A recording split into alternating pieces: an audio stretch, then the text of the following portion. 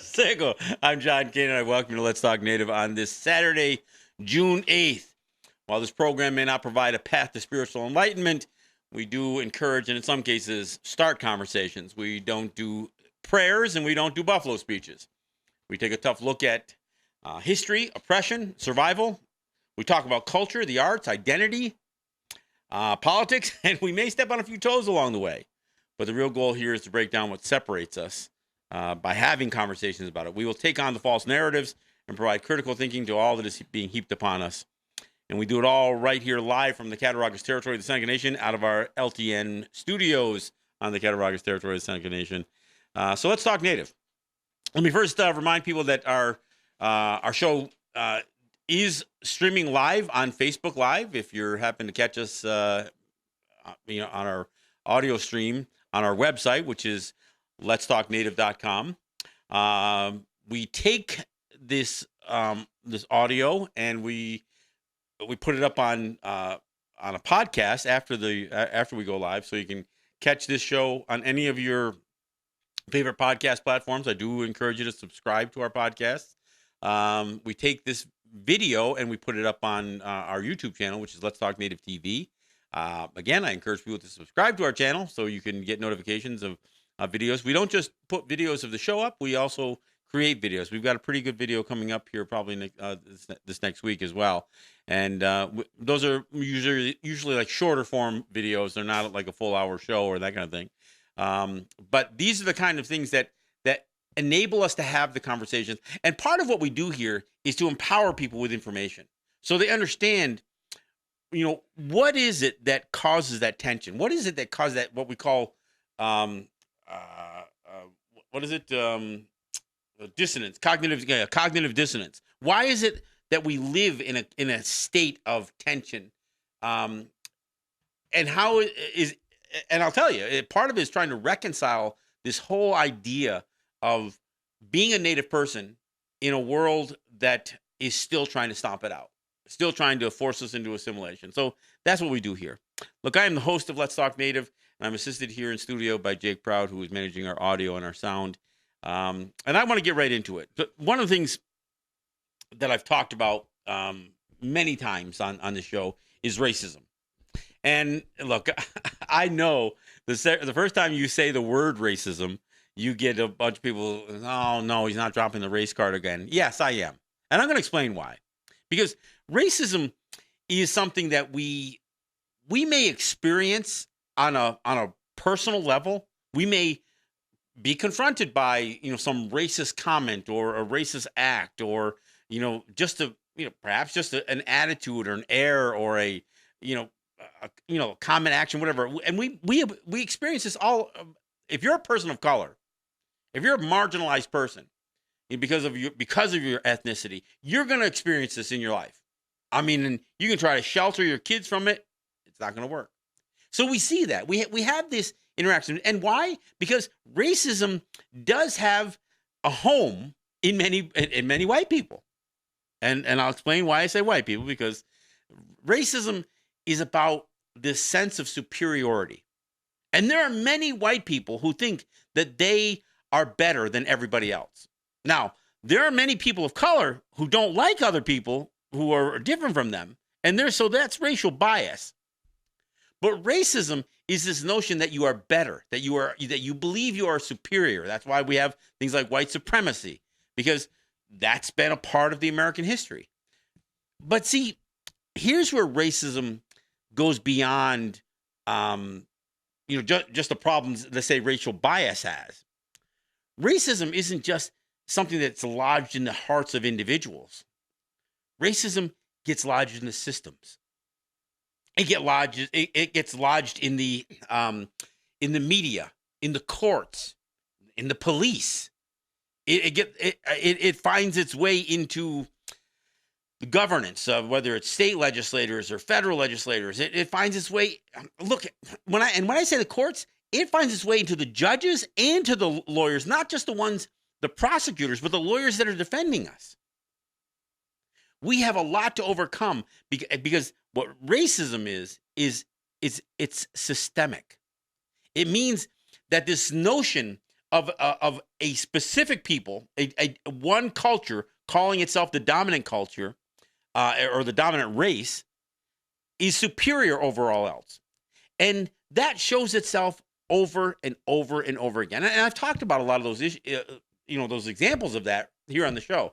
And I'm going to talk about a couple of them today because I want people to understand how is racism go from being lodged in the hearts of individuals and playing out right on the streets. And then how does it take that next step into the political process, the governance process, the judicial process, all of that stuff. And we're going to talk about that today. I've got several examples.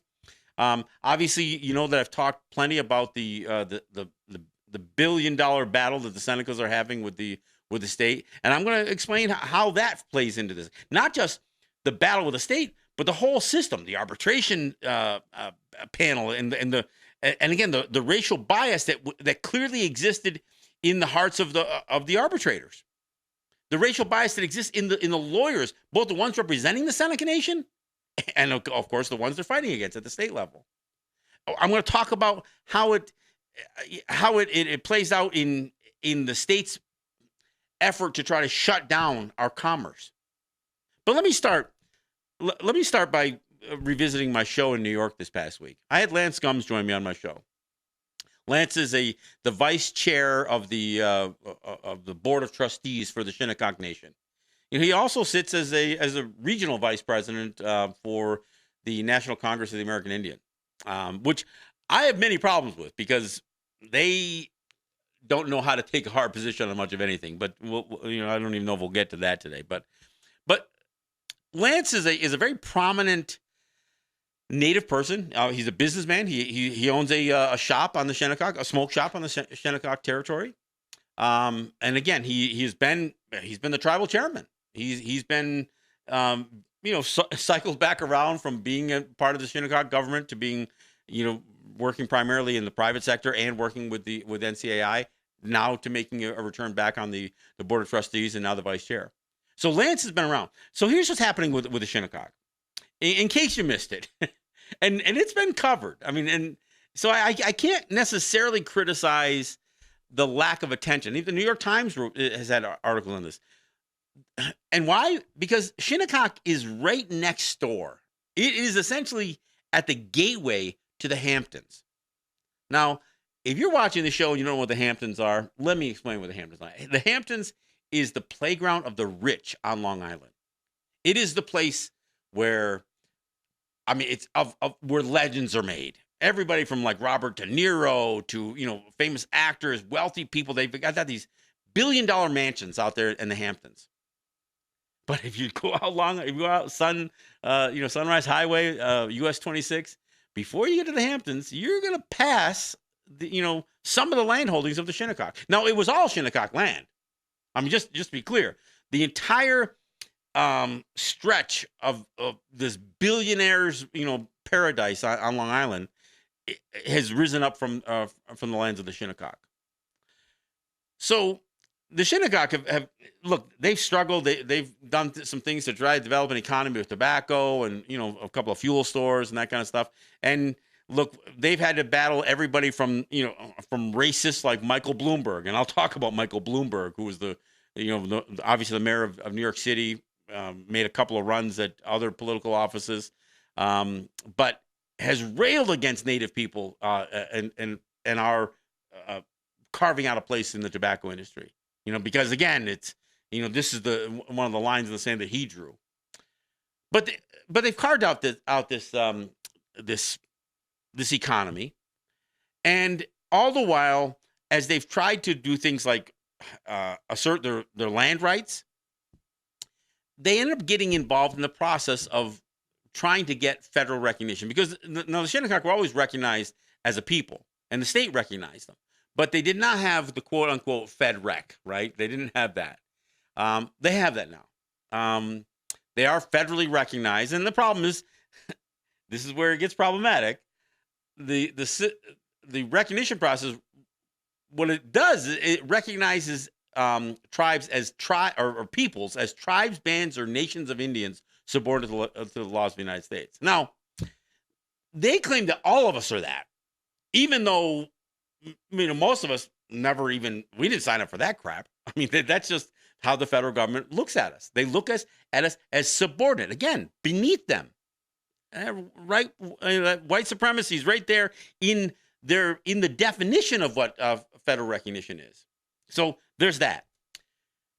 So they got this federal recognition, and of course, the first thing that concerns the rich white people of the Hamptons, oh, I hope those damn Indians aren't going to build a casino now, are they?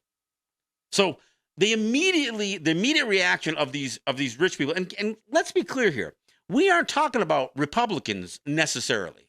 We're talking about the rich, wealthy elite of New York, and actually people from all over the United States, had these mansions in the Hamptons on Long Island. And they're liberals, they're conservatives, they're entertainment, they are bankers, they're, lawyers, they're, but they're primarily white. So let's be clear what we're talking about here. We are talking about the rich, white, wealthy elite of the United States that have these, and these aren't even their first homes. These are usually their second homes or their party homes. And of course the Hamptons are, it's the place of legends. I mean, parties and drugs, and cocaine. I mean, it's the again, it's the stuff of legends, right? But they don't. One of the things they have a problem with is that they've got what they consider unsavory neighbors. They've got the Shinnecock living by them. So the nerve of these Shinnecock, they constructed a sign. They put up an electronic billboard. Before you get to the Hamptons, before you get to this wealthy elite class of homes and lifestyles of the rich and famous, there's a 60-foot billboard, electronic billboard, that the Shinnecock put up as a revenue generator for their nation. They rent space. They invite local advertisement. Look, they aren't just advertising strip joints and sports books, okay? This is everybody. There's all kinds of local companies that have advertised. And the rich, wealthy white people had a fit. They said, they can't do that. We can't allow the Shinnecock to put an electronic billboard because that's urbanizing our the mystique of what the Hamptons are. So imagine this is what I'm talking about. These are these rich white people believe that they have the authority, they have the right, they have the power to tell the Shinnecock what they can do on their own land. And they only put up a sign. I mean, they put up a billboard. They didn't build some unsavory business. And so what's a billboard do? The billboard doesn't change traffic patterns. It capitalizes on the traffic pattern that these rich people built. Okay, we'll put up a sign. And it's not just, it isn't an untasteful sign. I mean, look, the main, one of the first things you see on this billboard is the seal of the Shinnecock Nation. I mean, it's essentially a testament to who they are. But then they've sold advertisement space on this tower. Now, the racism came out of all the comments you heard from these rich white people. And of course, then it goes beyond just the residents. Now it goes into the conversation that comes from the town fathers, right? The wealthy representatives of the Hamptons. And then of course it gets into the state and the county, the legislators. Even Lita James, who is the New York State Attorney General, black woman, mind you, she's even issued a temporary restraining order. And this is unprecedented. I mean, there is no place. I mean, trust me, out here in Seneca territory, there's no way in hell the Senecas are going to let the state tell them what they can build on their lands. I mean, I don't care how close to the thruway we bulldoze like Eric White. I don't care how many billboards we want. We're not going to let the state dictate what we do on our lands here. So the idea that these people think they can do it it's because of their stature in life. They think because of who they are, the money that they have, the influence they can buy with that money, that they're going to shut down the Senecas or the Shinnecocks. I'm sorry, they're going to shut down the Shinnecocks. They've already built these things.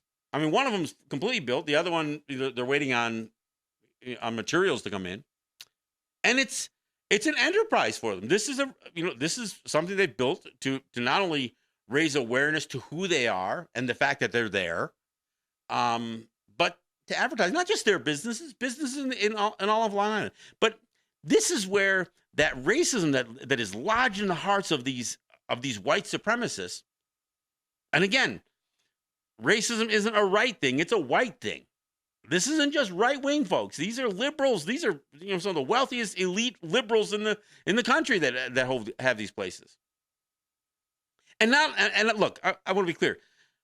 So far, the feedback has been almost 2-1 supporting the Shinnecocks doing this. But you have to understand that when a third of the population weighing in on this stuff is wealthy, they can buy a lot of influence. So it goes from being this notion of white supremacy lodged in the hearts of these rich people to utilizing the fact that the systemic racism will support their position, all the way. Look, the governor's weighed in on this thing. And of course, we know the governor's had some, has had not just off color, but outright racist comments made towards the Senecas. And we'll talk about that as we go forward.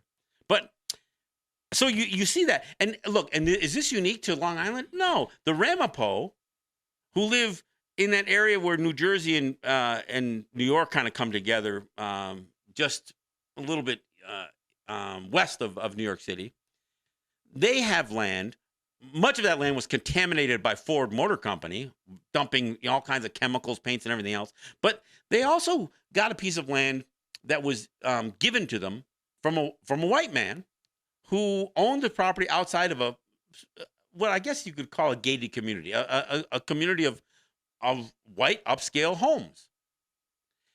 Those white people lost their minds when they realized, these native guys. And of course, we also get into this whole notion of them trying to speculate on whether we're native enough, whether the Shinnecock are native enough, whether the Ramapo are native enough. But they have lost their minds, and they've tried to find them, through their town councils and all. To stop them from doing anything on that land. We don't even want people parking there. So this is, again, another example. One on Long Island, one in Jersey near Mahwah. I mean, in that area close to New York City. And again, this is the bastion of liberalism in New York State, right? We're not talking. This isn't Buffalo, where we got Confederate flags flying around the neighborhood, or upstate New York, where the redneck part of New York State. This is the New York City area, for crying out loud. So that's what we see. Again, this is where the racism goes from being in the hearts of these individuals to using the political system to assert their control, their dominance, their white supremacy over Native people. But it goes beyond that. I mean, it isn't just, do enough racists who have influence get the tip the scales. It finds itself right within the whole regulatory system of the state. My friend and sponsor of the show, Eric White, has been battling the state over his right to. He's a tobacco wholesaler, and he has transported tobacco from Seneca territory to other native territories, quote unquote. I hate to say within the state, but geographically within the state. And some of that these are all native brands, mind you, that come from a variety of places. They're Seneca brands. They're different brands. King Mountains, that come from Yakima territory. So he's been distributing this as a wholesaler to native territories, including places like Long Island, including places like Gunyonge and Akwesasne, and all over all the native territories that are within the geographical bounds of New York State. His driver, who was barely a 20-year-old kid at the time, gets stopped by at a weigh station, and sees that it's got native tobacco on it. And it's got a bill of lading, knows where it's going. They pull it over and they seize all the tobacco. Not only do they seize the tobacco, they find this young kid, almost $1.3 million. They find him, they find Eric White, and they find Eric's companies. This $1.3 million. Now, I testified in some of these hearings, and in fact, the young guy Sean, he was clear to this stuff. They threw the case out against him, but Eric was still being pressed for this thing. Now, again, this challenges the very right of Native people to conduct commerce with other Native people. We weren't selling this stuff, illicitly. This wasn't smuggling. This was not an illicit tobacco trade. This was a Seneca licensed wholesaler distributing Native brands through his Native company with Native employees to another Native territory. So just this past week, Eric's been appealing this thing. They, keep in mind, they've already taken the fine away from his driver, Sean. And now they said, okay, we're not going to enforce it against his company, which is kind of crazy because the company is a corporation. I mean, you would think if New York State was going to enforce something, they would pick something that they have perhaps some, we argue some jurisdiction over, like a registered corporation, and something that's not. It may not be a New York corporation, but it's a corporation doing business in the state. But they cleared that. Instead, they're holding this $1.3 million fine against Eric White. And what's the crime that he committed? He's a tobacco wholesaler. This is a racist act. This is the state of New York saying, no, you Native people can't do what you can only do what we give you permission to do.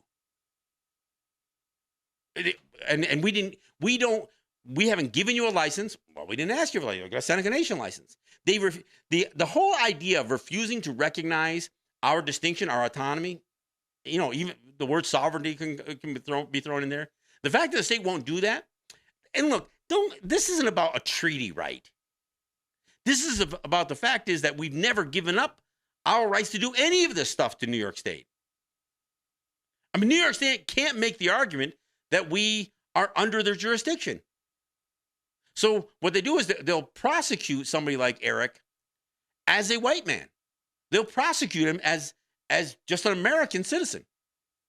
They won't even consider the fact that he has something else, that he is a distinct person as a Seneca conducting native trade, native to native trade. And I'll tell you, when I testified in court, one of the things that I got to talk about was the fact that I actually went to Albany, got two New York State senators to ask the question of a Republican and a Democrat, to ask the question of the Cuomo administration, his tax department, what is the policy of New York State as it relates to native trade? Look, we understand that you guys have now taken away the right for New York State wholesalers to basically sell tobacco products to Native people without New York State tax on it. Okay, that's fine. Well, but there's a whole level of trade that is only Native brands that has nothing to do with New York State wholesalers. It's not Marlboros and Newports and Salems and Winston. It's none of that stuff.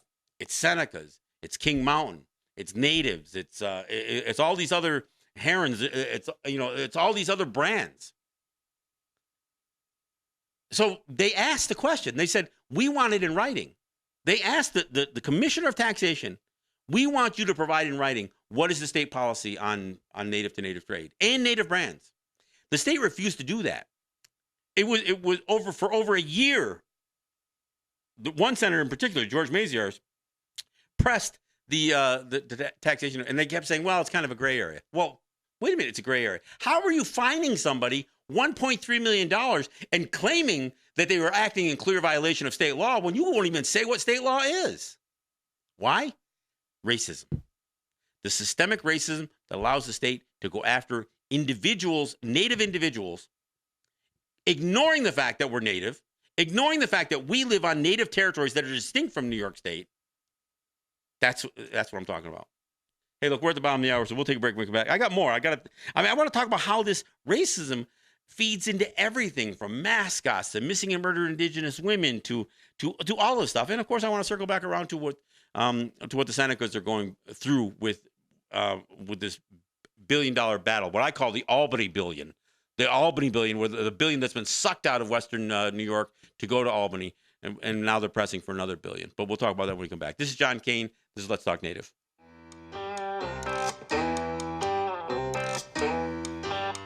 Well, someday I'll never learn. Someday I'll never learn. Well, I lit the fires and I'm the one that got burned. When I was a young man, I had money to burn. I partied every night and every penny that I earned. I bought drinks for everybody, never got one in return. Well, someday I'll never learn. Someday I'll never learn. I lit the fires and I'm the one that got burned.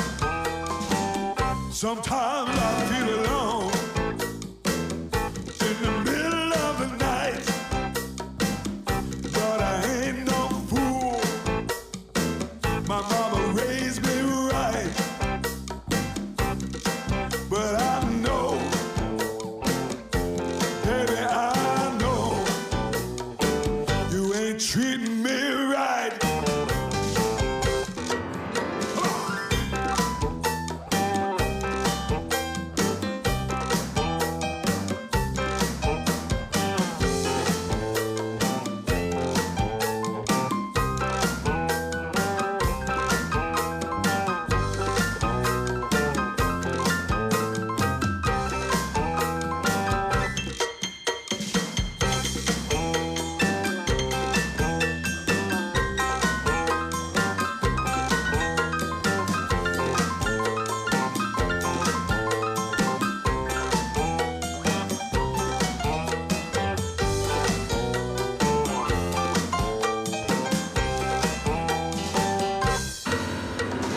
Found me a woman, but my love. All right, thanks for coming back. I'm John Kane. This is Let's Talk Native. I want to thank our sponsors. We are sponsored by Ross and Holly John and the RJE family of businesses, and Eric White and ERW Enterprises, one of which has a $1.3 million fine against them, the other which doesn't. Crazy, right? And of course, we are supported by a couple of other a couple of other enterprises that help us do this on a weekly basis. And we do 2 shows a week here out of the LTN studios in the Cattaraugus Territory of Seneca Nation. And I travel to New York each week, and I do a show down there. And that's where I had Lance Gums from the Shinnecock join me on this signs and sovereignty battle that's playing out in Long Island. Look, I'm grateful to those that support the show. I'm also grateful to those that share the show, whether you frankly, whether you just listen to the show, but if you share it and you share it on Facebook and you share it on Twitter, we post the shows up and the links to the shows on Twitter as well. Whether you allow us to share the show on your Facebook group pages, it all helps. It helps us have this conversation, and of course we not only have some substance to the conversation, but we also play good music. And oftentimes, that good music is coming from my buddy Murray Porter. He's got a new CD that's released called Stand Up. We opened up with No More, which is almost essentially it's like the title song for the CD, and it's a song about standing up and resisting. And I'm going to circle back around to that. Now, the song we played during the break was Someday I'll Never Learn. And that's related to this thing too, because we have a tendency to go through these processes and never learn from them. And the takeaway that we get from our conflicts with the state oftentimes make us more complicit and more willing to deal with the state. And that's what we're seeing with the Seneca Nation on even as they fight the state over this revenue sharing. I mean, there, it's crazy that when you've got a governor spewing racist, epithets at you all the time, saying that all the Senators have a history of breaking treaties, which is that by itself is a racist comment. You've got the mayor of Niagara Falls comparing the first responders at 9/11 with the murderous 7th Cavalry in the of the 19th century, the ones who murdered at Sand Creek, the ones who murdered and massacred at Wounded Knee, and so this is the kind of stuff we have from these guys that at the end of the day we still roll the red carpet out to them. Say, oh, well, we're still willing to talk. I mean, that's what Ricky Armstrong said in the paper. I'm still willing to negotiate with the governor. At some point, you got to say, you know what, F you. Enough of this stuff. We're not going to go again. Someday I'll never learn. Right? that's Murray's song. I don't know. It sometimes amazes me that even as we look, I talked about a couple of cases like the Yakima case where they won a tax case in federal court. Doesn't happen very often because for every one that we win, we've usually been dragged through the courts, 10 or 20 times before we win one. And we don't end up in these court battles. We don't end up. Eric didn't volunteer to go into to fight this fine. He had to fight this fine. He got dragged. He had products stolen from him, and then he got fined $1.3 million on top of having the product seized. They scared the crap out of a 20-year-old kid who was just driving for this guy. Almost literally had this fine assessed against him for years before they finally threw it out. Talk about trying to ruin somebody's life. That's what, that's what we experience as Native people in our interaction with New York State and oftentimes the federal government. Now, if you've seen what was in the news lately, the Seneca Nation is now going into federal court over this gaming issue, and here's the reason why. Because the Indian Gaming Regulatory Act is a underlying federal law that provides a path to do Class 3 gaming. I'm not even saying that's the only way to do it. It certainly isn't, but it is. This was a knee-jerk reaction by Congress to pass a law after the Supreme Court ruled in favor of a native territory out in California on a gaming case. They said, "Oh, we better put something in place so the states have some say in what Native people do," which is racist all by itself. So they passed the Indian Gaming Regulatory Act. Now, the agency who's responsible for the enforcement and for to make sure that the law is followed, not the enforcement. I guess to say is responsible for the enforcement. It isn't about enforcing it against the Native people. It's about enforcing it against the states, because the whole idea of the Indian Gaming Regulatory Act was to make sure that Native people were not taken advantage of by organized crime or the states, to the extent that those are two different things. I'm not quite sure, but that's what IGRA they claimed. That's the way they pitched it to us. Oh, we're going to protect you. We're going to protect you from aggressive states. We're going to protect you from organized crime and vulture capitalists and all of this other stuff. Of course, most of that was crap. So here's the situation: the Senecas enter into this compact and the Senecas always had a disposition to want to do something that was good for Western New York as they were doing gaming. The state says, well, you know what? We'll create a revenue sharing provision in the compact where you pay us. We'll give you something of value, because that's the thing. In order for revenue sharing to take place, the state has to provide something of substantial value. So the state says, well, we're going to provide you a protected market. We're going to create an exclusivity zone where nobody will compete against you, unless the Tuscarora or the Tonawanda decide to do gaming. Of course, we won't stop them. But that's what the state promised. And for that, the Senate said, okay, we'll pay a percentage. And that percentage will actually increase over time. Start at 18, and it'll go up to 25% of the net slot drop, which is almost 40 to 50% of the actual revenue of the slot machines. And they said, we'll do that with the sliding scale for 14 years. The scale, it'll be 18% from year 1 through 5. It'll be 22% from 5 through 7. And then year 8 through 14, it'll be 25%. That's what's in the compact. The 14 years passed by, and the Senate goes, "Well, okay, we're done." And the state says, "Oh, no, you got to keep paying us." They never raised the issue when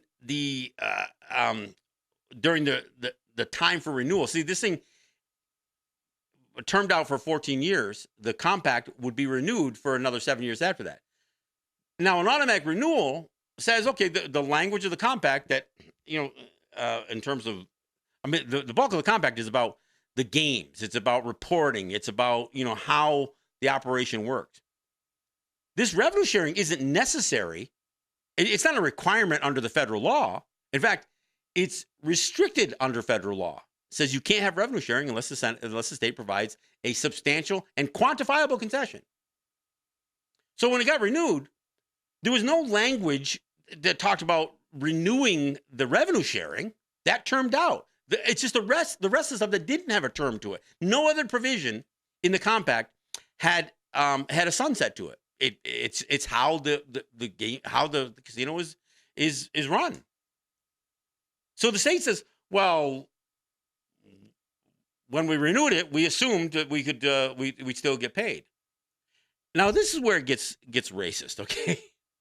So not only do you have the governor claiming, oh, the Senecas are just breaking a deal, which they aren't. They were just following look. They overpaid. They paid $1.5 billion for an exclusivity that barely existed, if it existed at all. There's no way that the state could never provide any kind of industry analysis to say what they gave the Senecas was worth $1.5 billion. They couldn't do it. I mean, and they won't do it. So this goes into arbitration.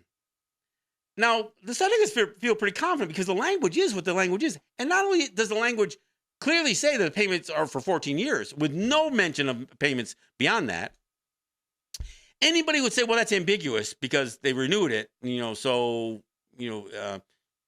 must have meant to. They just forgot to put the language in there, which is crap. Nobody forgot. The Pataki administration who negotiated this thing in 2002 didn't forget. And the Cuomo administration, in the run-up to the renewal period, 120 days before the renewal, they had every opportunity to raise any language issues or any changes that needed to happen to the compact. They knew that the language had this thing only being paid for 14 years, but they, as a strategy, said, you know what? We're not going to get Senecas to move. We got them to overpay already. We're not going to get them to move on this thing. We're going to remain silent on this thing, and then we'll try to put them into arbitration. We know that they get to put name an arbitrator. We get to name one. And the likelihood is the third one's going to be a white guy too. So they banked on the strategy. They bet on the strategy that if they go to arbitration, they could get the arbitrators to rule. Now, I still thought it was absurd. There's no way. Because it seems to me that one of the things that the arbitration panel would have to do is, well, okay, Cuomo, you're over here. Let's look at 2002. Who negotiated this thing? You produced somebody from the Pataki administration that will admit that they somehow made a mistake, that they just forgot to put language in there that would continue the revenue sharing past the 14 years. You produced that guy. And of course they didn't. And these arbitrators never said, okay, so why didn't you raise the issue in the run-up to the renewal then? Well, it's obvious that the state didn't want to open up that can of worms because they knew the Senecas wouldn't agree to it. The Senecas had overpaid. They had already had disputes over the fact that the state breached the revenue sharing agreement by putting slot machines in all the racetracks right within the exclusivity zone. So what the arbitrators, the two that ruled against the Senecas, what they actually said is, well, of course it's got to be the payments have to continue. Because if they didn't continue, then the Senecas would be getting something for nothing. Well, wait a second. You didn't evaluate what the state was providing to the Senecas. You can't say that the Senecas would be getting something for nothing. What's that something? They didn't go through this arbitration hearing to evaluate what this exclusivity that the state was providing. They just said, they provided something. They provided this exclusivity, so the Senecas clearly have to pay for it. Well, it's been reduced almost to be, it's actually detrimental to the Senecas to pay. There is no exclusivity that they could buy that benefits their the operation of the casinos. So these white men on this arbitration panel could automatically assume that the state was providing them something of substantial value, even though that was never entered into the arbitration. So this is that bias. This is where the systemic bias, the systemic racism that comes. This wasn't even court. This is arbitration. So now where's that leave? So the senator's saying, okay, look, you may have ruled that way, but now we have another problem, because regardless of the compact, we have a problem with the underlying federal law. For one thing, these two white men in the arbitration panel just rewrote the compact. And so now you don't have a compact where two parties agree. Now you have a provision in a compact where one party says one thing and one party says another. And the one party who says another, the one party who says payments end, they're more supported by the language of the compact. But now you got two white men on an arbitration panel saying, yeah, but we're saying it doesn't mean that. So what you're saying is what we agreed to isn't what is in the compact. So that's a fundamentally changing the compact. So the Interior Department, as I said earlier, is supposed to be the agency charged to make sure that changes in a compact are reviewed and that things like revenue sharing are consistent with the laws, with the rules of revenue sharing. Because to be clear, states are not entitled to a cut of gaming, native gaming. They can't be paid for agreeing to a compact. They can't be paid for what games they allow the Senecas to do. None of that stuff. They can't be paid for that. What they can be paid for is if they provide something of value, not the standard right to do gaming. The state's not providing that. The state has an opportunity to be involved in the regulatory system, which is problematic, but they don't have the right to get paid for a compact. But that's what it's been reduced to. So the Interior Department says, we don't really want to review this thing. If we only review it because the Seneca's asked to do it and the state doesn't agree to a review, then, we may be opening up a can of worms. So the Seneca's are going to force force it in a federal court. But think about that. The agency involved with the enforcement of this federal law is saying, if a violation is reported, we're not going to investigate unless the violator wants us to. So that's like saying, yeah, there was a murder and we think we know who did it, but if that guy we think committed the murder doesn't want us to investigate, we're not going to investigate. I mean, you're not going to investigate the violator of the crime? You're not going to investigate the violation unless the suspect agrees to it? I mean, that's absurd. No, it's racist. So what I come back to after all of this conversation about what Eric White has gone through, what Sean Snyder went through, what the Shinnecock are going through, what the Ramapo are going through, what the Senecas are going through is, why are we playing their freaking game? Someday I'll never learn, right? That's like, come back to Murray Porter. Why do we play this game? Why aren't we sticking to our guns? And look, when they drag us into the courts, they're probably going to win. Why? Because they're white people. And to the extent a black person sits as a judge or a prosecutor or anything else, it's the white system. It's the systemically racist system that they're operating. So when we see Native people running off to run for Congress or running for governor or running for state legislatures or whatever else, you're saying put me in, coach. Let me be a part of the ruling class. You're not going to change the ruling class. You're just saying, what, that you have a right to be there because you're Native? We need to resist that stuff. That's what I talk about here on the show. I mean, and I realize that I'm an outlier. I mean, honestly, we're being dictated to by lawyers, by lobbyists and consultants. We're being dictated to by court ruling. We're looking at their precedents, no matter how how wrong they are, no matter how many times Ruth Bader Ginsburg or anybody else cites the doctrine of Christian discovery, you're going to say, well, they ruled against us, so we're bound by that. No, we're not. Look, I went to prison for 2 years for standing up for something. I didn't cop a plea, and I didn't come out with my tail between my legs either. And look, I'm not trying to turn this about me, but sometimes we have to fight. And you know what? Sometimes we lose the battle, but we don't lose the war unless we give up. Every time we concede to them and we say, "Oh yeah, the state, yeah, you get to tell us we can't, yeah, we won't bring tobacco products from one territory to another anymore.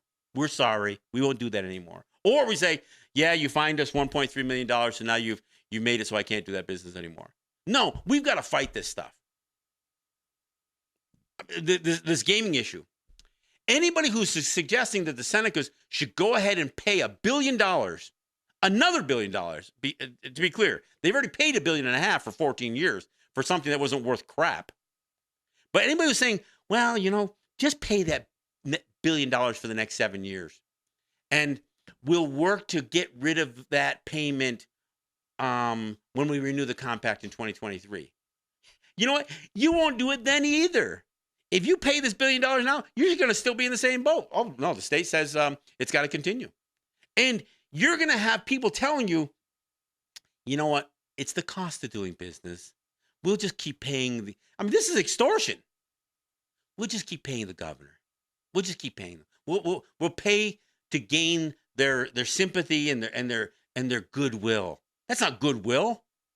That's extortion. We've got to stop playing this game. We have to draw. And look, is there a chance that they're going to play hardball with us and make our lives miserable? If you're not willing to be in the struggle, if you can't do the time, don't do the crime, right? If you can't step up and fight the state, then you know what? What the hell are you doing on native territory in the first place? What are you trying to operate a business for? Whether it's a casino or whatever. I mean, the Shinnecock can't put a freaking sign on their territory because the white people and the governing structures that are bought and paid for by those white people are saying, "Oh no, you can't do that." Well, we'll see how that plays out. I mean, hopefully the Shinnecock prevail. Look, it happens. The Yakima prevailed. But we have to stand up to this stuff because every time we concede, we give them another bullet to shoot back at us. Every time we give in to them, they establish another precedent that they're gonna look at time and time again. I mean, it is absurd to me that the Oneidas twice now, in 1985 and in 2005, had a federal court cite the doctrine of Christian discovery. Since when the hell does the doctrine of Christian discovery, how could that even have weight against the Haudenosaunee? We have language in it. Supposedly, George Washington's people said, "Oh no, we recognize your land is yours, and we will never claim the same, nor will we disturb you in the free use and enjoyment of your land." That's George Washington, 1794. 30 years later, a judge on the Supreme Court says, "Well, natives can't really own property."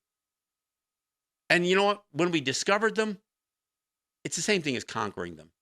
I know it's an extravagant pretension to suggest that discovery of an inhabited land and conquest of that land are the same thing. But you know what? If we say it and we can get away with it, we can make it a matter of law that can't be questioned.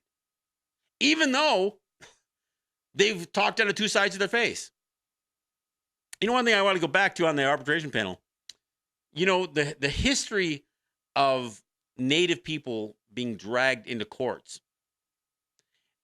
The courts have ruled consistently that if there's ambiguity in a law or in a regulation, that ambiguity, if Native people sat at the table in a treaty or whatever else, if there's ambiguity in any of that language, the courts have held consistently, we've got to consider and weight the Native version. We have to consider how the Native people interpreted the language.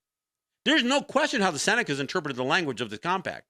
But those white guys on that arbitration panel, they didn't say, you know what? There's ambiguity here. We've got to rule with the Senecas. They said there's ambiguity here, and you know what? Shame on the Senecas for not being sophisticated enough to. This is literally what was said. Shame on the Senecas for not being sophisticated enough to eliminate any ambiguity in a sunset clause. They blamed the Senecas. They didn't blame the state. They just made a mistake. But shame on those Senecas. Those damn Senecas should have known better. They aren't at a disadvantage anymore. They've got millions of dollars to spend on lawyers. Look, it isn't about whether we have the money to pay for lawyers. And it isn't about whether we have a command of the English language. What it's about is systemic racism. That's what exists in these federal courts. That's what exists in an arbitration panel. That's what exists in the New York State legislature. It exists in the governor's mansion. It exists in the tax department.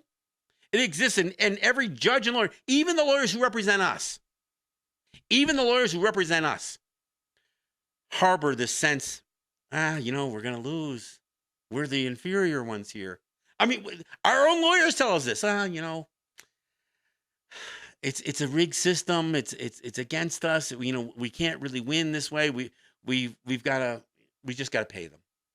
We got to pay the fine. We got to pay the. We got to give up some of the gaming revenue to keep the state happy with us, pleased with us. Our own lawyers and consultants are saying this. And you know what? Here's the crazy part. They're even going to be advised. You know what?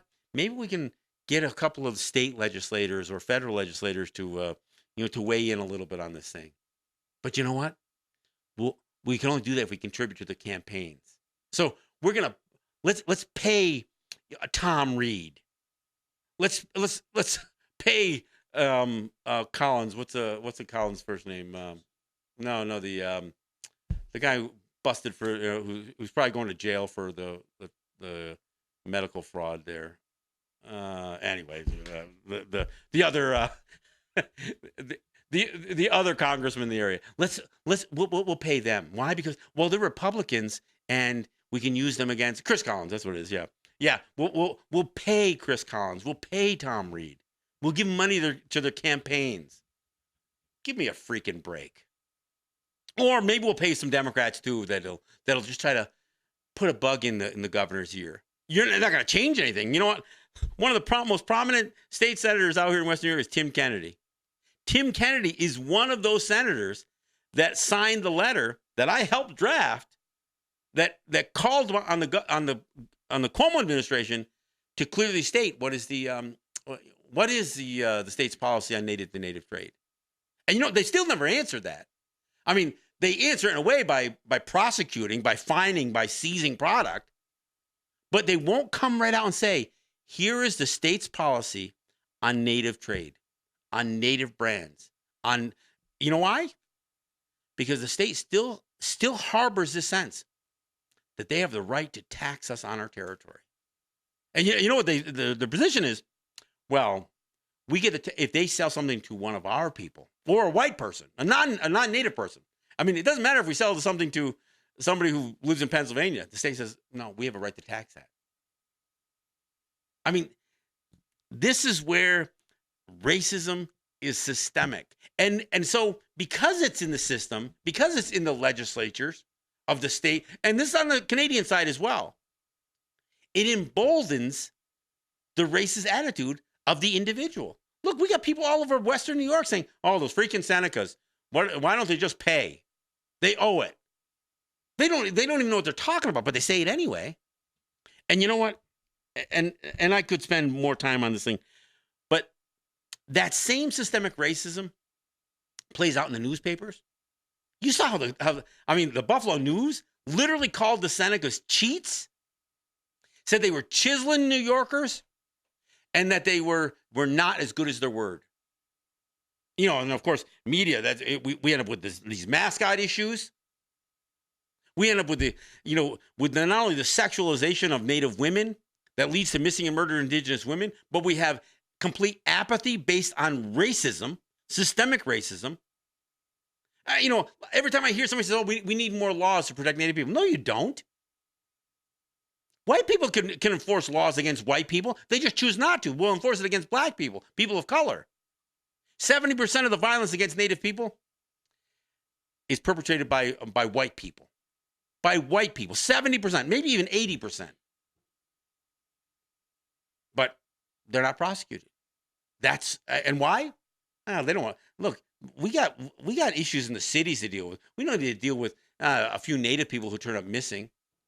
It's a few Native people in the total numbers as far as they're concerned, but as a percentage of our population, or as a percentage of a population, the amount of Native people who are killed by cop are more than black people as a percentage of our population. The amount of Native women who turn up missing or murdered and get qualified as suicide is higher against Native women than any other group as a percentage of our population. But it's not just the Native women. Like I said, our Native men, our Native boys.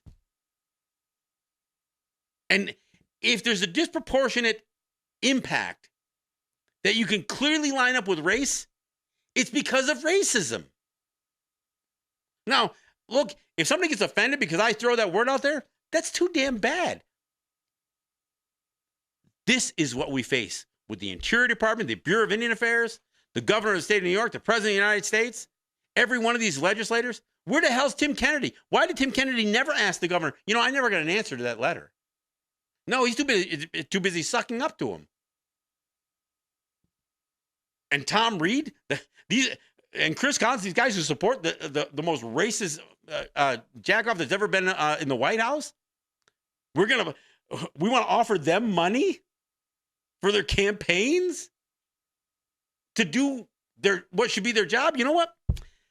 Chris Collins and Tom Reed, your constituency is impacted by this. $1 billion got sucked out of Western New York to go to Albany. They didn't come back. $1.5 billion went to Albany, and only about $500 million came back. And over the next 7 years, it'll be another $1 billion that goes to Albany, and maybe a couple $100 million will come back. Nobody's talking about that. Buffalo News, where's your story on that? As you'll go after whether the Cuomo's Buffalo billion is real. You know what? I'll tell you about a real billion. A real billion is the billion that left the Buffalo region through Seneca Gaming to land in Albany. Racism is not just in the hearts of individuals. It's built in. It's built into the Constitution, state and federal. It's built into every judge, every lawyer, every cop, every legislator. And there's a part of it that harbors in the heart of every white person. Am I saying everybody's racist? No, but you all benefit from white privilege, don't you? All right, that's it for me here today. Look, we'll be back here on Tuesday. We've got a couple of interesting shows coming up. I've got a few things that we got in the hopper, and we do a new video that's going to be coming out next week about Ruth Bader Ginsburg, RBG on the DOD, Ruth Bader Ginsburg on the Doctrine of Discovery. Yeah, so look for that as we go forward. This is John Kane. This is Let's Talk Native. We'll see you in a few days. Thank you.